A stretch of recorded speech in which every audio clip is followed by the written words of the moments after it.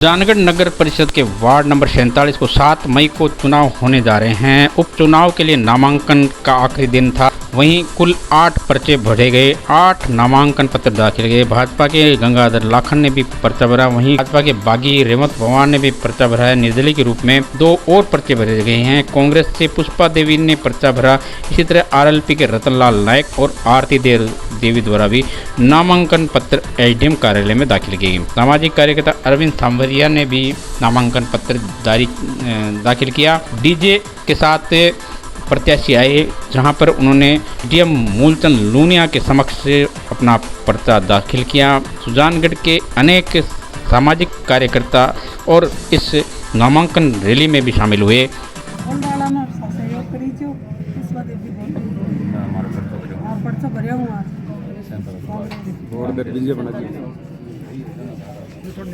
Ward number 47 में जो हमारे पूर्व में जो पार्षद थे मोहन जी ऑपरेटर साहब, जिनका निधन हो गया था, उस वार्ड में अब चुनाव होने जा रहे हैं। तो हमारे कांग्रेस से प्रत्याशी पुष्पा सियोता, जो कि प्रदेश सियोता जी की माता जी है, आज हम सभी कांग्रेस पार्टी के कार्यकर्ताओं द्वारा आज हमने इनका नामांकन दाखिल किया है। तो मैं सभी वार्डवासियों से अपील भी करती हूँ कि आप कांग्रेस पार्टी को जाकर वोट दें, क्योंकि कांग्रेस पार्टी विकास के नाम से वोट मांगती है। तो जिस तरह से शहर में विकास हुआ है इन 2-2.5 सालों में, तो और इस वार्ड नंबर 47 में भी हमारे द्वारा बहुत कार्य किया गया था और आगे भी हम इसमें कार्य करेंगे। तो आप सभी लोग पुष्पा देवी जी को वोट देके विजय बनाएं। आरएलपी के रतनलाल नायक ने फार्म भरने आए, जहां पर उनके साथ बड़ी संख्या में कार्यकर्ता वार्ड नंबर 47 के थे। वहीं पूर्व सभापति बाबूलाल कुलदीप ने दावा किया कि इस बार इस वार्ड में आरएलपी और नया रिकॉर्ड बनाएगी। वहीं आरएलपी के नेता रतनलाल नायक के साथ सीताराम नायक, पूर्व विधानसभा प्रत्याशी आरएलपी के सहित अनेक कार्यकर्ता मौजूद थे। रतनलाल नायक के साथ बड़ी संख्या में कार्यकर्ता पहुंचे डीजे के साथ, जहां पर उन्होंने एसडीएम कार्यालय में मूलचंद लूनिया के समक्ष प्रस्तुत किया अपना नामांकन और कहा, मैं इस वार्ड में जीत कर आऊँगा। दावा किया वार्ड के चुनाव। क्या है हमारे जीत का वादा यही है, समीकरण ये है कि मैं पहले पार्षद रह चुका हूँ। सभी जनता के साथ मेरा सहयोग है, सभी जनता मेरे साथ है। वार्ड नंबर 47 के मतदाता की मेरे पर आशीर्वाद है और मैं वार्ड नंबर पहले 37 का पार्षद इसी क्षेत्र का रहा था, तो भी मैंने सड़कें, नालियाँ और पोल, और अभी भी मैं ये जनता से वादा करता हूँ, जनता को आश्वस्त करता हूँ कि अगर मैं पार्षद बनतूँ, जनता मेरे पर आशीर्वाद करेगी तो मैं वार्ड के विकास का मुद्दा लेकर ही चुनाव लड़ूँगा। किस प्रकार मेहरबानी रही आरएलपी द्वारा टिकट मिलने की? आरएलपी की तो मेहरबानी इस रही कि मैं आरएलपी का सक्रिय कार्य करता हूं और सभी आरएलपी के कार्यकर्ता मेरे साथ हैं, और वार्ड के लोगों ने भी कहा कि आरएलपी से आप चुनाव लड़ो, हम आपके साथ हैं। देखिए, सबसे पहले तो मैं पार्टी का पूरी कार्यकर्ताओं टीम से धन्यवाद देना चाहूँगा कि राष्ट्रीय लोकतांत्रिक पार्टी और मांझी बेनीवाल साहब ने रतनलाल नायक में विश्वास जताया है। राष्ट्रीय लोकतांत्रिक पार्टी 200+ वोटों से वहाँ से चुनाव जीतेगी। ये जनता का नहीं, 36 कौम का आशीर्वाद है। जहाँ 2.5 साल में कांग्रेस का बोल्ड है, यहाँ का एमएलए कांग्रेस का है, लेकिन जीरो है, कुछ काम नहीं किया। वाल्मीकि समाज के साथ विशेष तौर से कुठाराघात, अगर इस नगर परिषद सुजानगढ़ में सबसे ज़्यादा अगर अब कुठाराघात हो तो वाल्मीकि समाज के जो सफाई कर्मचारी है, जो अस्थायी है, जो ठेकेदार, उनके साथ हुआ। आपको देखने को खुद आप देख लीजिए कि यहाँ की बाहर की कंपनियों को काम दे दिया गया, लेकिन वाल्मीकि समाज को दरकिनार किया गया। इसको कांग्रेस को दंड भुगतना पड़ेगा आने वाली 7 मई को। और राष्ट्रीय लोकतांत्रिक पार्टी के उम्मीदवार रतनलाल जी नाइक में जो हनुमान जी बेनीवाल ने विश्वास जताया, हनुमान जी बेनीवाल को 36 कौम की जनता उपचुनाव के माध्यम से आशीर्वाद देगी।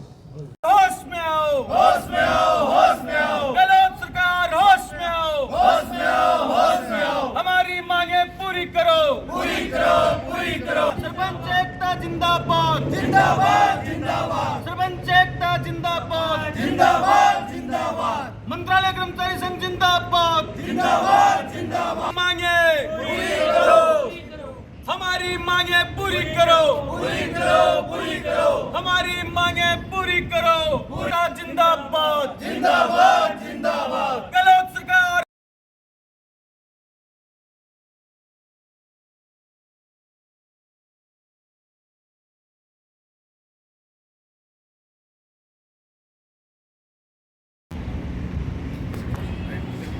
एक फोटो और के लिए रुको, एक बार और कर दो।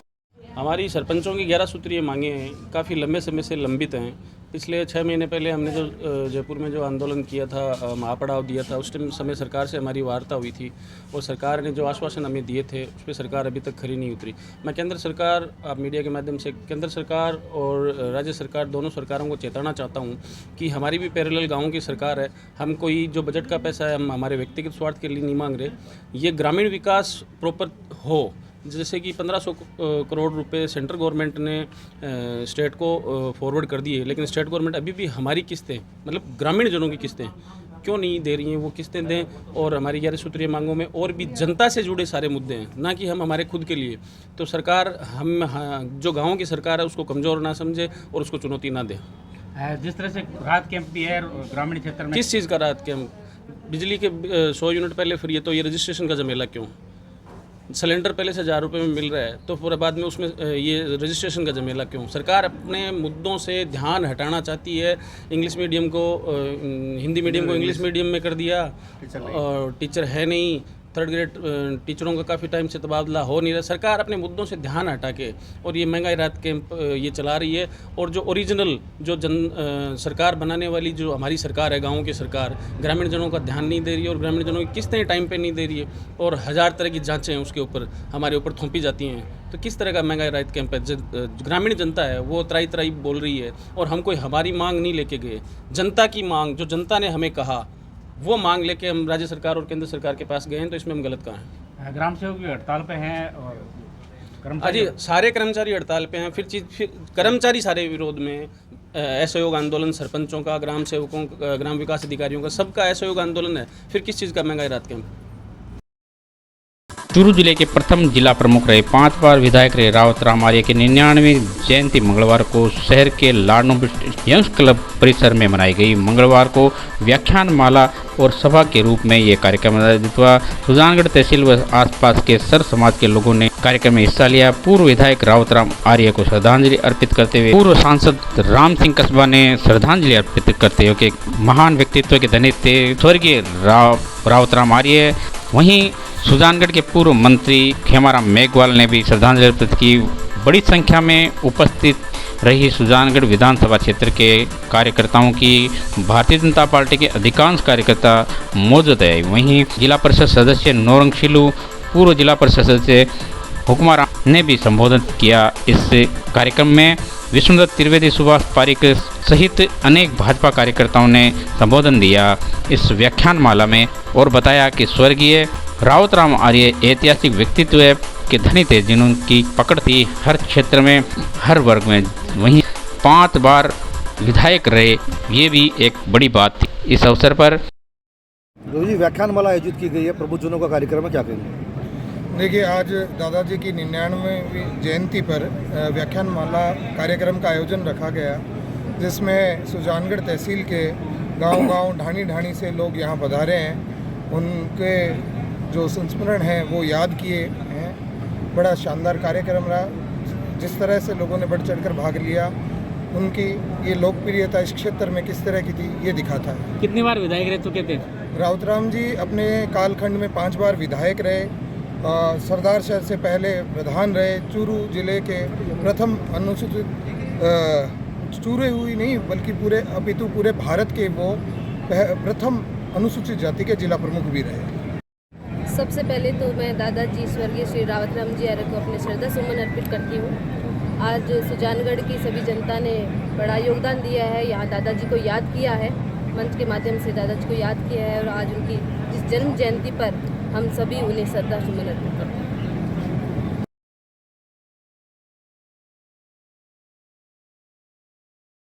विकास अधिकारी संघ जिंदाबाद जिंदाबाद। हमारी मांगे पूरी करो, पूरी करो। हमारी मांगे पूरी करो, पूरी करो। लिखित समझौता लागू करो, लागू करो। अभी नहीं तो कभी नहीं, अभी नहीं तो कभी नहीं। जिंदाबाद जिंदाबाद। ग्राम विकास अधिकारी संघ जिंदाबाद जिंदाबाद। लिखित समझौते लागू करो, लागू करो। लिखित समझौते लागू करो, लागू करो। अभी तो ली अंगड़ाई है, आगे और लड़ाई है। अभी तो ली लंगड़ाई है, आगे और लड़ाई है। ग्राम विकास अधिकारी संघ जिंदाबाद जिंदाबाद। लिखित समझौता लागू करो लागू करो। लिखित समझौता लागू करो लागू करो। अंतर जिला पॉलिसी लागू करो लागू करो। अंतर जिला पॉलिसी लागू करो लागू करो। चयनित वेतनमान लागू करो लागू करो। चयनित वेतनमान लागू करो लागू करो। गलत सरकार होश में आओ। गलत सरकार होश में आओ। निकम्मी है वो सरकार बदलनी है। जो सरकार निकम्मी है वो सरकार बदलनी है। अभी तो नहीं अंगड़ाई। हमारी कोई नई मांगे नहीं है। हमारे पिछली 2 बार गौरव सरकार के साथ लिखित समझौता हुआ है। 1 अक्टूबर 2021 और 11 दिसंबर 2021 को पूर्व में जो हमारे उस स्तर पे समझौते हुए उन्हीं समझौतों को लागू करवाने के लिए हम आंदोलन करने के लिए विवश किया जा रहा है। हम आंदोलन कर नहीं रहे। हमें सरकार ने आंदोलन करने के लिए मजबूर किया है। वो समझौते के आदेश करवाने के लिए हम आंदोलन कर रहे हैं। और 21 अप्रैल 2021 से जो सरकार के महंगाई राहत शिविर एवं प्रशासन गाँव के संघ शिविर हैं उनका हम सामूहिक अवकाश लेकर के और सारे पंचायत समिति मुख्यालयों पे धरना दे करके और विरोध प्रदर्शित कर रहे हैं। सरकार प्रशासन गांव के संघ शिविर और राहत शिविर जब सारे मंत्रालय कर्मचारी हड़ताल पे हैं, सरपंच संघ हड़ताल पे है, ग्राम विकास अधिकारी संघ हड़ताल पे है, तो किस चीज़ का आंदोलन कैंप लगाए जा रहे हैं? ये एक औपचारिकता मात्र है। सारे कैंप हैं वो पूर्णतया फ्लॉप हैं। और जब तक हमारी मांगे नहीं मानी जाएगी तब तक हम इस बार आर और पार का संघर्ष करेंगे। लिखित समझौते लागू करने के आदेश प्रसारित होने तक हम अंतिम समय तक संघर्ष करते रहेंगे। जय हिंद, जय भारत, जय सुन। सुजानगढ़ न्यायालय परिसर बना छावनी, बड़ी संख्या में पुलिस बल तैनात रहा। सुजानगढ़ का न्यायालय आज देखा गया बड़ी संख्या में छावनी के रूप में, जहां पे बड़ी गाड़ियां और दूर दूर से आए अपराधी, हार्डकोर अपराधी की पेशी थी। सुजानगढ़ के निकटवर्ती गांव तेंडदेस में कुछ समय पहले, कुछ साल पहले गुमानाराम हत्याकांड हुआ था, जिसके आरोपी को सुजानगढ़ न्यायालय में पेश किया गया। गौरतलब है कि बड़ी संख्या में पुलिस बल तैनात था, जहां पर उनको लाया गया गाड़ियों में और बड़ी सुरक्षा की। आनंदपाल गैंग और आनंदपाल के भाई का भी हाथ है।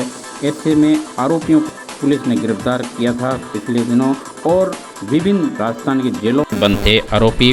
वहीं बड़ी सुरक्षा के बीच में पहुंचा दस्ता और पेशी में आए बड़ी सुरक्षा में पुलिसकर्मी राजस्थान के विभिन्न कोनों से, विभिन्न जेलों से।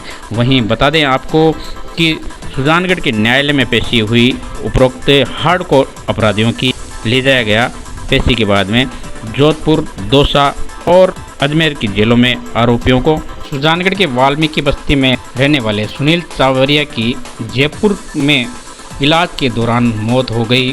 गौरतलब है कि 11 अप्रैल को सुनील चावरिया की मोहल्ले में हुए झगड़े में घायल होने की वजह से जयपुर रेफर किया गया था। जयपुर से सुनील चावरिया का शव पहुंचा सुजानगढ़ के नए बस स्टैंड पर, जहां पे परिजनों और मोहल्ले के वासियों में आक्रोश था। वहीं सुजानगढ़ पुलिस दिलीप सिंह निरीक्षक पहुंचे, सुजानगढ़ थानाधिकारी, जिन्होंने समझाइश की लेकिन नहीं माने परिजन और अड़े रहे गिरफ्तारी की मांग करने। गौरतलब है कि 11 तारीख की घटना के बाद मृतक की पत्नी द्वारा रिपोर्ट दर्ज कराई गई थी सुजानगढ़ थाने में 7 लोगों के खिलाफ, जिसमें आरोपी को गिरफ्तार नहीं होने की वजह परिजनों में आक्रोश था। पुलिस मृतक का आज भी नहीं हो पाया है अंतिम संस्कार। चावरिया सुजानगढ़ निवासी जिनको जिनने संगीन मारपीट की और मारपीट के दौरान हम सुजानगढ़ हॉस्पिटल लेके गए, वहाँ से रेफर कर दिया शिक्कर से डॉक्टरों ने जो सिटी स्कैन लेकर उसने जयपुर रेफर कर दिया। उसके दौरान उनको इलाज के दौरान उनकी मौत हो गई। हमारी एक ही मांग है पुलिस प्रशासन से कि आरोपियों को जल्द से गिरफ्तार करे और उनको सजा दे। की घटना है 8:30 बजे की, कोई छोटी मोटी कोई राड का झगड़ा का मायन हुई, भाई कोई भी बचान छुटाना गए भी के चक्कर का मायने भी का दिवाली कर ली। 8-10 जना का आपको माहौल बना रखियो। मैं सारा जना तो भी न दिखाना गई प्रिया और माका ने कोई यान को कोई मोटारी कौन रही हो जो रिपोर्ट दर्ज करा सके। और पुलिस प्रशासन तो आंक सिरा नहीं सो रही है, कहाँ समझो इज्जत बुलावे भी टेम ही आ जाए पुलिस प्रशासन माने तो पुलिस प्रशासन ने जो सारा जना तंग ही तंग करे गए इन्हें या तो बाढ़ भी बिना न्याय मिलना चाहिए। अगर बिना न्याय नहीं मिल सी तो कोई दूसरा के साथ और आ घटना हो सके। मृत्यु हुई कहीं समझो 24 का 8 बजे। पुलिस 2 बजे को किए कि 2 बजे तक में कोई व्यवस्था कर सया और हालता ही वे 4-5 जना ने ले गया ने जगह वे कागजांग माइन भी को नहीं हालता ही काहे समझो। कोई दिनांक 11/4 को झगड़ा हुआ था 2 पक्षों के बीच में। सुनील के गंभीर चोट लगी थी जिसको यहाँ से सुजानगढ़ से जयपुर रेफर कर दिया गया था, जो 24 तारीख की रात्रि को डेथ हो गई है, जिस पे मुकदमा दर्ज पूर्व से करवाया हुआ है, जिसमें अनुसंधान चल रहा है। जैसी भी अनुसंधान स्थिति होगी वो जल्दी कार्रवाई अमल में ले जाएगी। कितने आरोपी हैं सर? FIR के अनुसार 8 आरोपी हैं, अनुसंधान चल रहा है। जिस तरह से मांग कर रहे हैं परिजन गिरफ्तारी, कब तक? हाँ, अनुसंधान करके जल्दी कार्रवाई की जाएगी। सुजानगढ़ नगर परिषद में लग रहे अनेक स्थानों पर नगर परिषद क्षेत्र के महंगाई राहत कैंप लगाए गए हैं, जिसमें 24 तारीख को पूरे राजस्थान में शुभारंभ किया। पिछले 2 दिनों से बड़ी संख्या में महिला पुरुष लगे हुए हैं रजिस्ट्रेशन प्रक्रिया कराने। सुजानगढ़ नगर परिषद में 3 स्थानों पर किए जा रहे हैं कैंप का आयोजन नगर परिसर में। वहीं महिलाओं और पुरुषों की बड़ी संख्या में भीड़ देखने को मिली। रजिस्ट्रेशन की प्रक्रिया में 3 मिनट का समय लगता है, लेकिन लोगों की शिकायत ये भी थी कि कई बार सर्वर मिस्टेक की वजह से बड़ी समस्याओं का सामना करना पड़ा है। लोग गर्मी में बैठे हैं नगर परिषद परिसर में और अपनी रजिस्ट्रेशन की प्रक्रिया के लिए। इस तारीख को माननीय मुख्यमंत्री ने जयपुर में महंगाई राहत शुरू किया और पूरे राजस्थान में लागू हुआ। वहीं मैं आपको दिखा सकता हूँ, ये महंगाई राहत का ये चार्ट है, जिसमें आम व्यक्ति को ये 10 सुविधा मिलेगी, जिसमें योजनाओं का नाम है। रजिस्ट्रेशन के आवश्यक दस्तावेज भी दिखाए गए हैं और कैंप पर इस तरह होने वाली कार्रवाई को बताया गया है। विभिन्न योजनाएं हैं जिसको लेकर प्रशासन शहरों के संग की अभियान भी जोड़ा गया है और लोगों में उत्साह भी देखा गया है। मैं आपको ये भी जानकारी देना चाहूँ, सुजानगढ़ नगर परिषद में हूँ और पिछले 24 तारीख के बाद में लोगों को उत्साह देखा गया है और मैं लंबी लंबी कतारें भी हैं, महिलाएं काफ़ी संख्या में हैं और ये एक बड़ी एक समस्या देखने को मिली है सर्वर की। हालांकि 3 मिनट से लगता है एक रजिस्ट्रेशन के लिए, ये जानकारी भी मिली है और मैं बातचीत करना चाहता हूँ इस भैया से। क्या कहना चाहेंगे, किस तरह की योजना है? योजना सरकार ने बहुत अच्छी योजना बनाई है कि ये 2 दिनों से बहुत ज़्यादा भीड़ है यहाँ पर, ये सर्वे डाउन है, इसके लिए बहुत ज़्यादा भीड़ है यहाँ पर। सरकार ने 10 योजना बहुत अच्छी की है। 10 योजना अच्छी बता रहे हैं, लेकिन एक सबसे बड़ी समस्या है, महिलाएं काफ़ी समय से लाइने में लग रही है। कारण ये आ रहा है कि सर्वर थोड़ा स्लो चल रहा है और लगातार अलग अलग जगह भी शिविर लगाए जाएंगे। नगर परिषद में 3 जगह शिविर है। इलेंद्र लाटा की एक रिपोर्ट। सुजानगढ़ में अपराधियों के हौसले बुलंद दिखाई दिए। मुख्य बाजार के गांधी चौक में फायरिंग की घटना, जिसका वीडियो वायरल हुआ है। JDJ ज्वेलर्स के सामने हुई फायरिंग, जिसमें 3 युवक बाइक सवार आते हैं और फायरिंग करते नजर आते हैं, जिसका JDJ ज्वेलर्स के फर्म के लोग अंदर लेट जाते हैं धरती हुए, ये वीडियो में दर्शाया जाता है। वहीं सुरक्षा गार्ड भागता है और टेबल को फेंकते हुए भी नज़र आता है। वहीं वापस नज़र आते हैं हमलावर जिस फायरिंग करते हुए, और इस वीडियो में दिखाई देते हैं लोग 3 व्यक्ति वीडियो में दिखाई देते हैं। JDJ ज्वेलर्स के सामने 3 युवक फायरिंग करते हुए। अचानक फायरिंग के बाद बाज़ार में सनसनी फैल गई। फायरिंग से गेट पे लगा कांच का बिखराव हो गया। वहीं अंदर मालिक पवन सोनी समेत 15 स्टाफ लोग थे, जिनमें कईयों ने काउंटर के नीचे छिपकर, कईयों ने ज़मीन के लेटकर जान बचाई। मौके की सूचना मिलते ही DYSP राम प्रताप बिश्नोई पहुंचे। मैं जाब्ता फायरिंग करने वाले 3 बदमाश जो बाइक पर सवार 50 मीटर दूर खड़ी कर दी। फायरिंग के बाद तीनों भागने लगे तो लोगों ने एक युवक को पकड़ लिया जो कि बदमाश था। वहीं सुरक्षा के लिए तैनात पुलिस सुरक्षा गार्ड रमेश मीणा, जिनके भी गोली लगी बाजू पर, सुरक्षा गार्ड ने भागते हुए बदमाश को दबोचा। बता दें कि 1 महीने पहले लॉरेंस विश्नोई गुट के रोहित गोदारा ने इसी ज्वेलर्स को 2 करोड़ की रंगदारी फिरौती मांग करते हुए धमकी दी थी, जिसका मामला सुजानगढ़ थाने में दर्ज किया गया। परिवादी द्वारा फायरिंग की सूचना के बाद में हड़कंप मच गया, बड़ी संख्या में लोग पहुंचे। वहीं स्वर्णकार समाज के लोग भी पहुंच गए। अरविंद सोनी ने बताया कि गुरुवार को पूरा बाजार बंद रखा जाएगा। इसी बीच सुजानगढ़ DYSP पहुंचे, जिन्होंने बड़ी सुरक्षा के साथ स्टाफ को और पवन सोनी को निकाला। बाहर एसपी टीम ने उनको सुरक्षित पहुंचाया। वहीं बड़ी संख्या में मौजूद रहे लोग देखने के लिए, बड़ी संख्या में बाजार के व्यापारी मौजूद रहे, आक्रोश व्यक्त किया। इसी के चलते एक वीडियो में आप दिखाई दे रहा है जिसमें एक आरोपी जो कि पब्लिक द्वारा पकड़ा गया और जिसको सुजानगढ़ थाने में ले जाया गया। वहीं चूरू जिला के एसपी पहुंचे मौके पर, जिन्होंने पूरी घटना का जायजा लिया। वहीं स्वर्णकार व्यापारियों ने मेरे को जैसे सूचना मिली कि जेडीजे ज्वेलर्स में फायरिंग हुई है, तो मैं मेरे सैलून से जेडीजे ज्वेलर्स की तरफ आया तो 3 बंदे आ रहे थे। तीनों बंदों के हाथ में बंदूकें थी। तो बंदूकों में से 2 बंदों ने पहले मेरे को बंदूक दिखाई तो मैं डर गया था, तो मैं साइड में हट गया। फिर तीसरा बंदा मेरे को जैसे दिखा तो उसने मेरे पे बंदूक जैसे लगाई, तो मैंने उसकी बंदूक पकड़ के नाली में गिराई और उसको मैंने मार के नीचे दबोच लिया। और फिर मेरे साथ में और आदमी आए, उसको पकड़ के हम लोग यहाँ आ गए थे। ये घटना हुई। हम जेडीजे के अंदर थे शॉपिंग के लिए। अचानक 2-3 लोग आए, 4 बजे के आसपास का टाइम था, और फायरिंग करने लगे। और पहले तो हमने सोचा कोई पटाखे छोड़ रहे हैं, फिर कंटिन्यू हुई, तब हम अंदर लेट गए। मेरे पास से, बिल्कुल पास से गोली निकली, तो दहशत के मारे सारे के सारे इधर उधर छिप गए, लेकिन बच गए। ये बात है सारी। मैं, मेरी 2 सिस्टर और मेरे घर से। क्या नाम आपका? मेरा नाम चंद्र प्रकाश।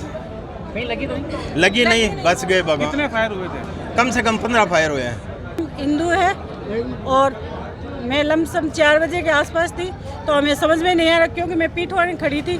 तो सब कह रहे कि छुप जाओ, नीचे बैठ जाओ। तो मैंने सोचा क्या हो रहा है, तो देखा तो इनके, मेरे हस्बैंड के पास से गोली गई और फायरिंग हो गई। तो